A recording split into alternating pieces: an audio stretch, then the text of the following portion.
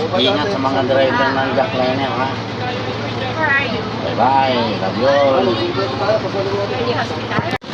Mga kaibigan, Dalahican Avenida to the highest level.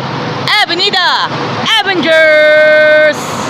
Mga kaibigan, Batang Quiapo na, Black Rider pa, Jackliner Bus 88107, Bernal Montala, at saka si Jeremy Quiano.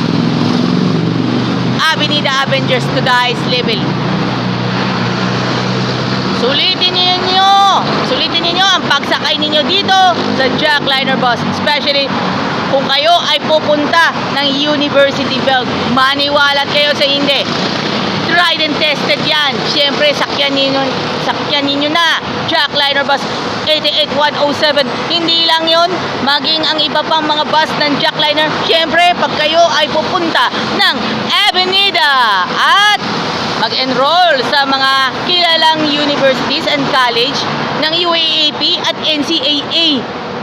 Try ninyong sumakay sa Jackliner. Siyempre, dyan kayo liligaya. Alam na this. Siyempre, alagang Jack, alam na this. Hello everyone! Welcome to #Alagang Jack All Access. Ladies and gentlemen, please welcome Jackliner Bus 88107 featuring Bernal Montala and Jeremy Quiano. Ang biyahe, Dalahican to Avenida. Siyempre, they are part of Avenida Avengers 1. Avenida Avengers 1 composed of Lucena and Dalahican hanggang Avenida. And of course, the Avenida Avengers 2 consists of biyaheng Santa Cruz, Laguna all the way to Avenida. Mga kaibigan, just take a part of its zone. Mga comfort zones na dapat nating isaalang-alang. As take the opportunity of this. Mga kaibigan, we'll have this opportunity to getting the best of the best. Mga kaibigan, here we are to take you the journey, mga kaibigan. Sa mga first time po sasakay sa Jackliner, good luck po sa inyong lahat. And of course, sa inyong journey here at Jackliner. At para sa mga kababayan po nating na nais mag-apply ng trabaho sa Jackliner, welcome po kayong lahat. At mangyari po ay pumunta po kayo sa pinakamalapit na Jackliner Bus Terminal. Mga kaibigan, at schedule po ang mga job fairs organized by Jackliner.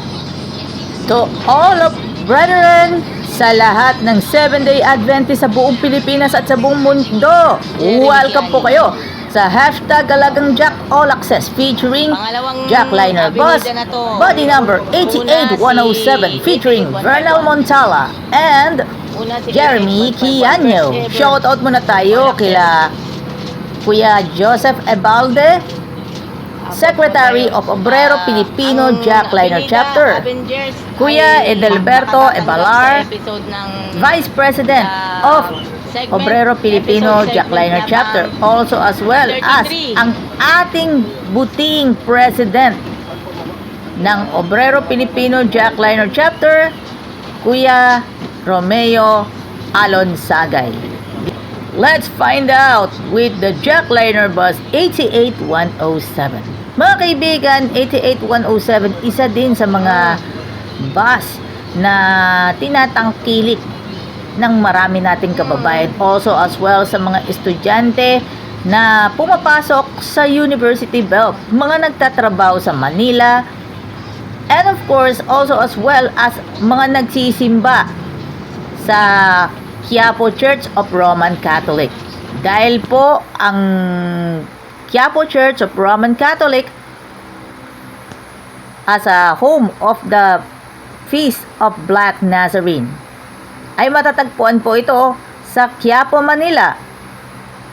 Isang sakay from the LRT station taken from Doroteo Jose Station.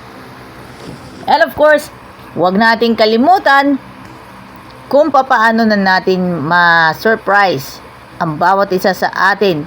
We'll have another spectacular dreams at aspirations. As alam naman natin, lahat ng kababayan po natin ay tayo'y mag-relax.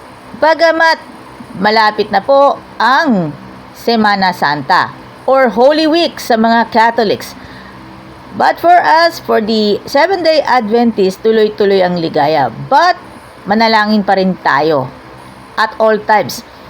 Maging sa mga biyahe po natin at syempre sa mga everyday life. And of course, to observe Sabbath day. Mga kaibigan, to all of this, sa mga kaibigan po natin, we'll have a sharing this one.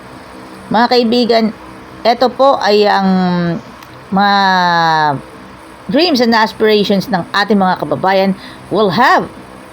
Trying this one, alam naman natin, for the sake of this one. At mga kaibigan, ito po ay ating mga saloobin na napakagandang experience para sa ating lahat.